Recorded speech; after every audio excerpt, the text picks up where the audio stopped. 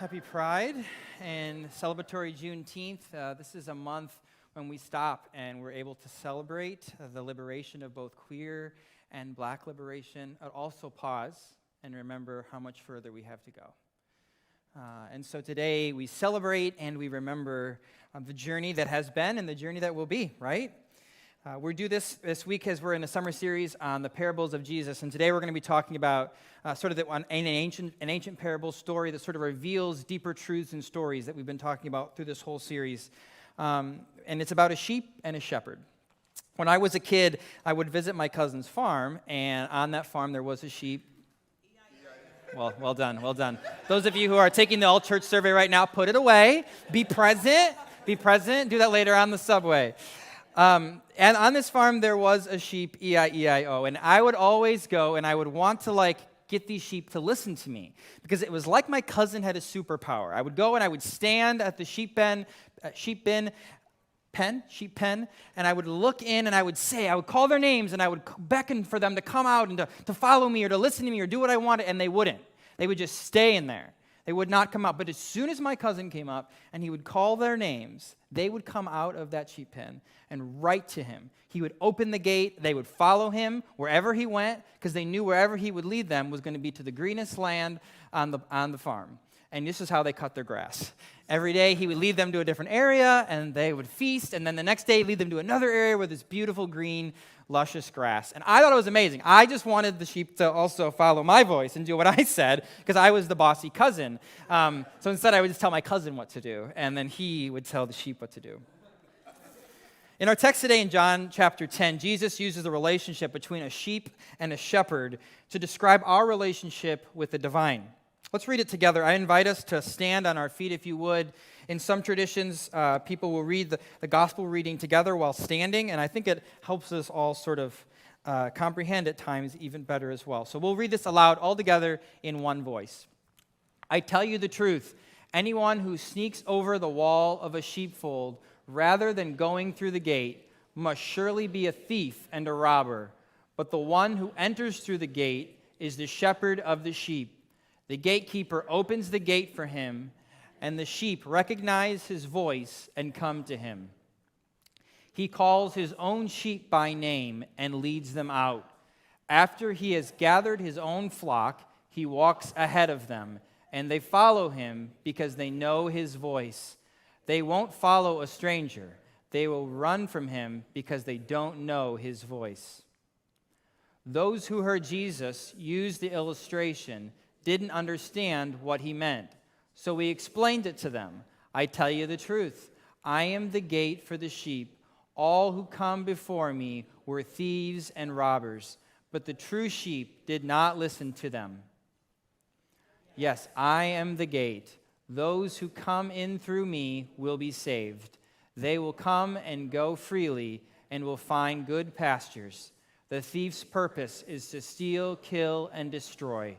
My purpose is to give them rich and satisfying life. You may be seated. May God add a blessing to the hearing, reading, and understanding of this word. So it's interesting, not all the parables does Jesus explain to us. Even when the disciples sometimes ask, what does this mean? He's like, I don't know, figure it out, right?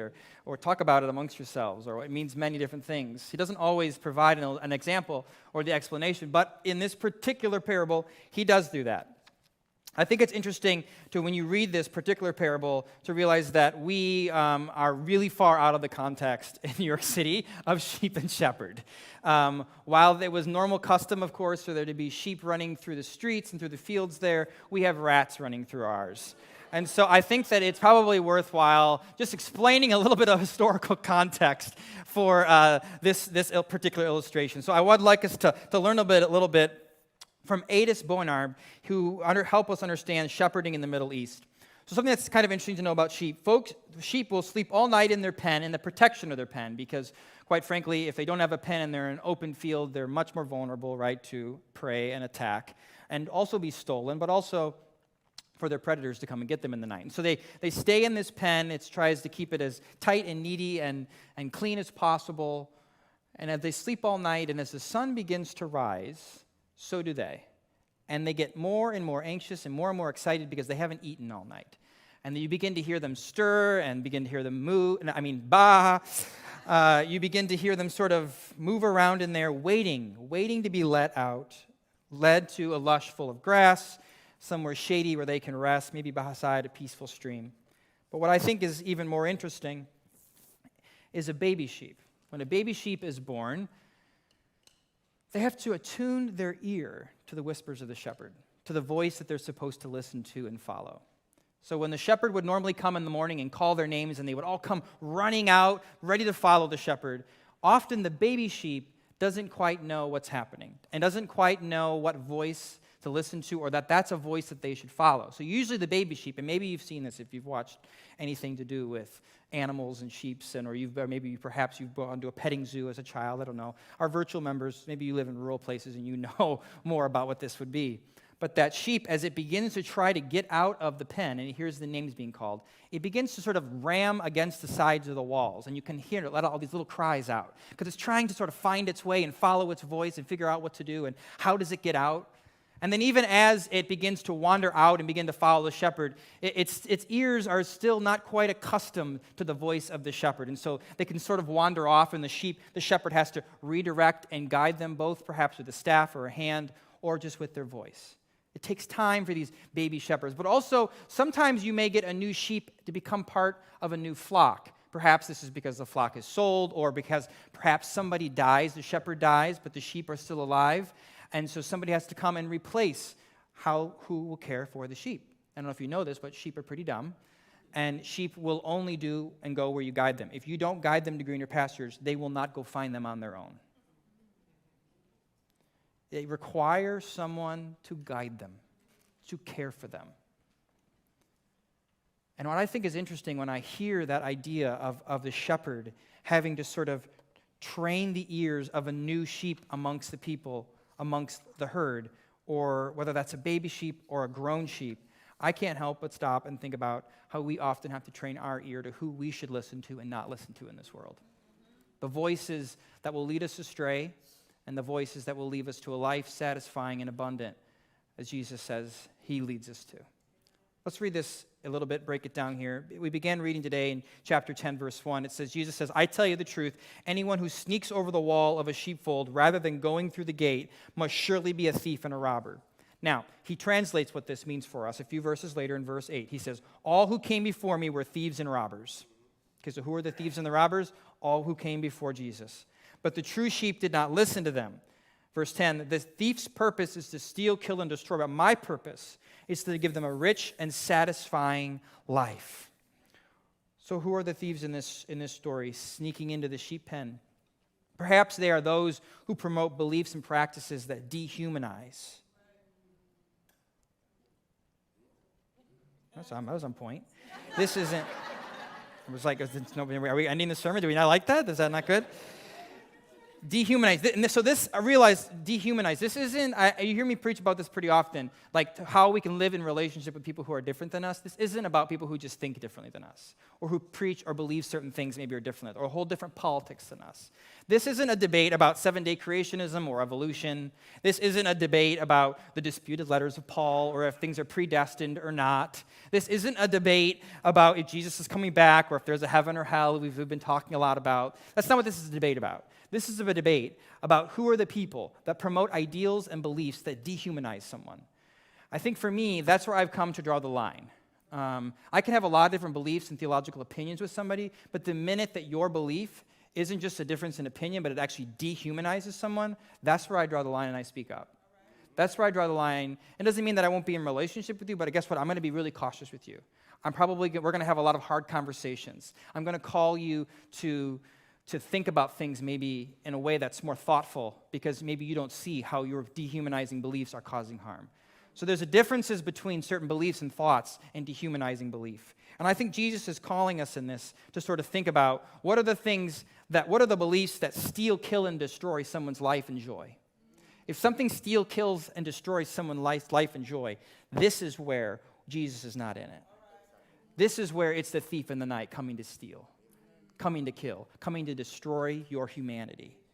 And that's a different place to come and speak from. I had a a sweatshirt, which I didn't wear tonight because I wanted to look super cute because it's Pride. And it says, "Bad theology kills."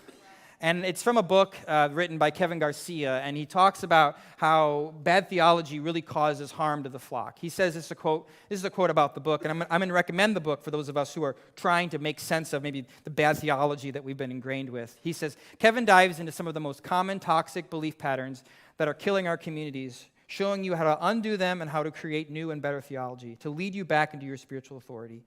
Bad theology kills is the first step in leaving behind a religion filled with fear and blossoming into the spirituality grounded in love." So if you're on a journey of just trying to figure out how to undo the theology that kills and to replace it with something that gives life, this is a really great book that I think, for me, really offered some really great insight in navigating, trying to make sense of all that. So you maybe want me to get more specific here. What are dehumanizing theologies? What are dehumanizing beliefs? What are some things specifically to name? Well, I think dehumanizing theology has often stolen and killed and destroyed those who are in the trans and non-binary communities, the gay and lesbian, bi, and pan communities. It's also created a strict and narrow prescriptive expectation around gender roles and monogamy and patriarchy and the unequal treatment of women and female-identifying folks. Let me pause there. I wasn't going to say this, but I'm going to add this. I remember when I came out and I gave a queer theology book to my grandma, and she read it. And she came back, and she's like, "Wow, I never realized that God might have a purpose for my life outside of just caring for your grandfather and raising my kids." My grandfather is gone, and her kids are all much older and rarely come around. And she doesn't have any purpose in life in her mind. She's just ready for heaven. Patriarchy, gender roles, stole that from her. She got a scholarship to be able to go to school, to be a teacher. She gave it up because she believed and was taught that her role was to be at home with her as a wife and as a parent. It has dehumanized her to the point that she doesn't even think she has a purpose outside of their existence. Dehumanizing theology. The mistreatment of the Jewish people because of their cultural differences or historic baggage. Other ideas of dehumanizing theology. Church discipline that exiles people from community instead of loving them. Historical practices of the church where they place institutions over people. And the prosperity gospel, believing that if you just have enough faith, then you'll be healthy and wealthy. Or you just give enough money, then you'll be healthy and wealthy. This idea that all of a sudden deeply ingrains and hurts those who are disabled as well to believe that because they're disabled, something is wrong with them and they don't have enough faith. Dehumanizing. Instead of realizing that perhaps it's not the people that are the problem, it's the culture. Retribution theology that causes people to declare war in the name of God. Dehumanizing. To be able to say, this person, I don't see the image of God, and instead I see them only as my enemy. An eye for an eye theology, and theology that denies the sacrament to divorce people and belittles single people and polices women's bodies. A theology that is deeply ingrained prejudice and beliefs against race and have caused racial supremacy that gets both internalized in POC and in white people, knowingly and unknowingly. These types of theological beliefs are dehumanizing, and they come to steal, kill, and destroy. And they don't come through the front door. They come over the side. They sneak in through the window. They come when you least expect it. They don't come looking nice with a familiar name. They come sneaky, dressed up, trying to pretend to be the shepherd. Just enough to trick you, to make you follow their voice. Remember that new sheep? They have to train their ears. And I can't help but stop and think about many of us, when we were new sheep, whether that was born into a particular family or we became new followers of Jesus and started to join a church. Maybe we were a new sheep in a new flock, and we had little baby ears, listening to whatever the preacher said, listening to whatever our parents said, listening to whatever the Sunday school teacher said. And our ears were trained and accustomed to believe certain things and to follow certain voices. And it can be really, really hard as we get older to then all of a sudden turn from the familiar voice, turn from the comfortable place, even when you realize that that is the very voice that also is harming and hurting you. Why? Because it's familiar. Jesus is saying here that it's often the toxic theologies that come in and they attack us, and they steal, they kill, and they destroy because they're familiar, but they're not the things that actually lead to life. Verse 2, Jesus says, "But the one who enters through the gate is the shepherd of the sheep." The one who enters through the gate is the shepherd of the sheep. The gatekeeper opens the gate for him, and the sheep recognize his voice, and they come to him. He calls his own sheep by name, and he leads them out. God, I can't help but stop and think about Mary at the tomb. When Jesus says her name, she doesn't recognize him at first when he's resurrected. And then he says her name, Mary, Mary. And all of a sudden she's like, oh, Jesus, Jesus. Just the saying of her name. He knew his sheep by name. She knew his voice. It wasn't the first time he'd said her name. And after he had gathered his own flock, it says he walks ahead of them and he follows them because they know his voice. They won't follow a stranger, but they will run from him because they don't know his voice. I think this is something worth highlighting here. There's actually some differentiation. There's the thieves and the robbers, but then also now there's a stranger. And the thieves and the robbers are different than the strangers.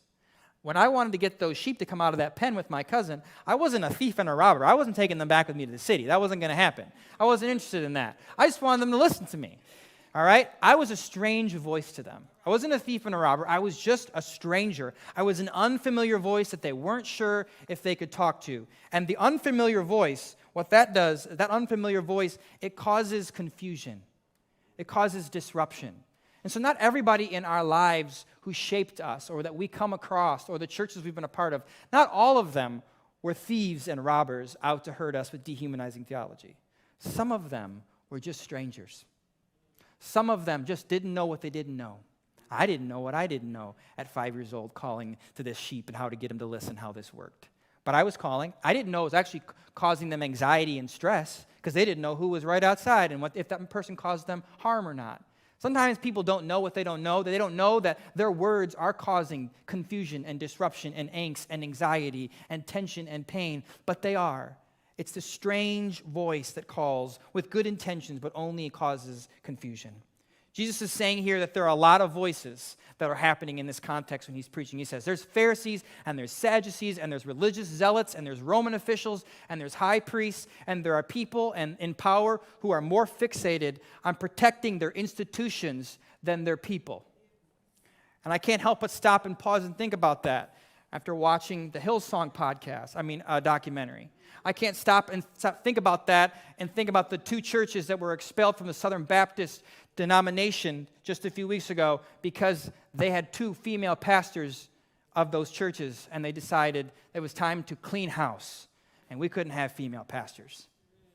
And about the cover-up of the hundreds of thousands of people molested in the Southern Baptist Convention as well as in the Roman Catholic Church, and the cover-ups in the evangelical church by those in power who have abused and caused pain both with power and anger and money and sex. And how quick the church is to cover up it to protect the institution instead of the people. Jesus is saying there is a lot of people out there who are thieves and robbers and strangers, whose priority is not love, whose priority is not a satisfying life, who get so wrapped up in the celebrity pastor, who get so wrapped up in the mega nature of their mission that they forget why they started to begin with. The voices of the strangers. Ralph Nolasco says this: the shepherd didn't use force to keep the sheep following him in a particular direction, or impatient to go far ahead of his flock, leaving them abandoned, lost, or scattered. So how do you know what you have believed or subscribed to isn't of God, or is of God and is the shepherd's wise voice? It's because it's when the voice is baited with guilt and shame and manipulation, fear and aggression, force and peer pressure, that's not God. It's when there are conditions, if you are welcomed, loved, or included, that's not God. It's when you find yourself abandoned, lost, and scattered, not God. Because a shepherd doesn't leave his flock abandoned, lost, and scattered. It's when you find that your joy is stolen, your humanity is killed, and your free will is destroyed, that's not God. Because that's not how our shepherd loves. That's not how our shepherd guides. John 10:10 says, this thief's purpose is to steal, kill, and destroy, but my purpose is to give them a rich and satisfying life. You may have noticed in the verse right before that when we were reading, it said that they are saved, that those who come to that shepherd are saved, right? And many of us interpret that as like, oh, saved isn't they're going to heaven, right? It's interesting he says here, they are saved, but more than that, it says they are given a rich and satisfying life. Guess what that means? That's referring to right now. You are saved in the now for a rich and satisfying life if you follow the shepherd's voice.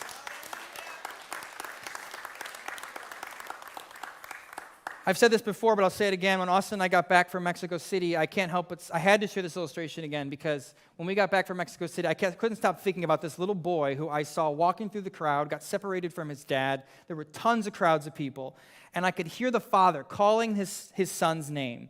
And the little boy was just pushing his way through all these legs, just kept following the voice for his father. And then finally, I watched this all play out as I wanted to make sure this kid found his dad, because I could see the kid, I could see the dad. I'm like, let's hope they get to each other. And finally, this kid, as soon as he gets closer and closer to that dad, he just picks up speed, picks up speed. And then all of a sudden, as soon as he gets to his dad, he just locks his arms around his dad's leg. And he says, you're safe, you're okay, you're here now. And he just took this big, deep, you know how kids are, their whole body, honestly, sometimes when I'm stressed, I just do that. Like, I just need that, right? Like, we just hold the stress in our bodies. We just need to, can you just do that with me? One more time. Because we just hold it in our bodies, and kids somehow they just know, like, I just need to fully release this moment. Like, it's okay. I found my daddy. I found my parent. I followed his voice, that familiar voice. And let me tell you, it wasn't quiet either. There were lots of voices. There were lots of things happening. There was music happening. And this little boy tuned into his daddy's voice, and he just made a feline for that leg. And he locked on. Similar to the streets of Mexico City or New York City, so in the streets of Palestine would have been narrow and busy and full of people. At the time when the shepherd would have been leading them through the city, they didn't always stay in the fields. Sometimes they had to go to market. Sometimes they had to go to greener pastures, and that meant going through town because that was faster. And as the shepherd led them through the streets, it would have been easy to get lost or to get confused, but they had to zero in on the voice of the shepherd to get through the narrow streets to find themselves at greener pastures. Let me tell you, there are many voices dominating our world today. And one of the joys about coming to church is that it grounds you in the voice of your shepherd. It familiarizes you with the whispers of the Spirit. One of the things I love most about this church is the post-church sermon discussions. To hear all of the voices of people in our church sharing their experiences or their insights or their thoughts, and it not just being focused on one pastor or two pastors or three pastors who preach all the time and they're the only ones who have authority and can speak into things, but instead to be able to realize that the flock can speak and that the flock moves together and sticks together and that the flock can hear the whispers of the Spirit. And one of the other things I love about our church is that you can disagree with everything that we say up here. And you can still belong. You don't have to agree to belong here. The beauty of this is that you get to attune your ear to the whispers of the Spirit, that you are invited. As I was watching the Hillsong documentary with Austin, he kept getting so frustrated. You know, he didn't grow up in church, and he said, I don't understand why people would want to go to Hillsong when right down the street is Forefront Church.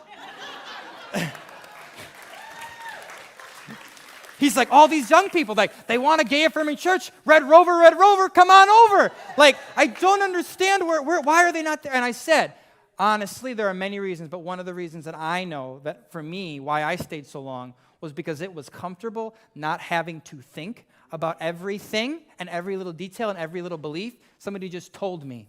I just took it and I regurgitated it. And that's our American culture. That's how we do tests. That's how we do education. We don't often teach people how to think critically. We say, here's the data, give it back to me in an essay and in a quiz. But what if we were a people that actually had to train our own ears like a sheep to the voice of the shepherd, and not just to the voice of the thieves and the strangers and the robbers? What if we had to actually do the work to discern what we believe and what we think? What if that changed everything? What if that changed everything? This morning's parable, for me, it captures my own journey, and I hope that you see your own journey in it as well. It's a daily journey, it's a weekly journey, it's an hourly journey. It's not something that you just do and arrive, but it's a constant following of the shepherd's voice and attuning yourself to it and protecting yourself against it. but also knowing that you don't protect yourself alone, but that you stand amongst a herd and you stand amongst a shepherd who cares deeply for you. My very first Pride March, as I wrap up the sermon and invite the worship team to come, my very first Pride March was 7 years ago. It was in Chicago, and I marched with a church. It was one of the first affirming churches I was a joy to be a part of. And I was really nervous and anxious, partly because I was still a very conservative gay. And I was like, I don't want to be one of those gays that wear like sequin shirts that are kind of see-through and like 5-inch shorts. Like, no, I had a hoodie on, I had sweatpants. Like, I was like, I am all black. I'm not going to be one of those gays. Like, I'm here, I'm queer, but I'm not going to let everybody know it. And so I was so worried about being perceived in that way, and I didn't want people on my social media to be like, see this is look where he's at. He's just one of those gays. I was just so nervous. But I went and I marched, and I was anxious too about how the experience would be. And I remember we made this one corner, and as we made the corner, I could see the Westboro Baptist Church on the corner with their signs, God hates fags and all of these things. And I saw them with their megaphones, and I thought, oh man, I gotta brace myself for this. This is intense. And I was so raw and so fresh from just recently having been rejected by my faith communities and so afraid, too, of folks like that. And as we got closer and closer, I just prepared myself for the things that I might hear them scream. But as we got closer, I began to notice something. While there were like 15 people from Westboro Baptist, there were like 50 people from churches in the Chicagoland area that had these queer affirming shirts on. And they were standing in front of the Westboro Baptist people, and everybody had microphones, and everybody had signs, and they were so loud that I could not even hear Westboro Baptist.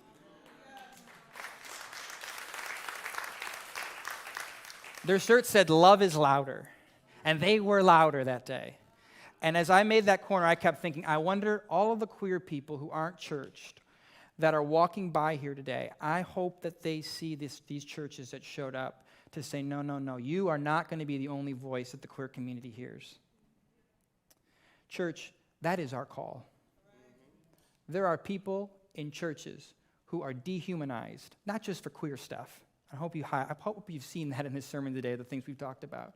But they are dehumanized across the board, and we get to be the church that says love is louder. We get to be the church that holds up and says, no, we're going to drown you out.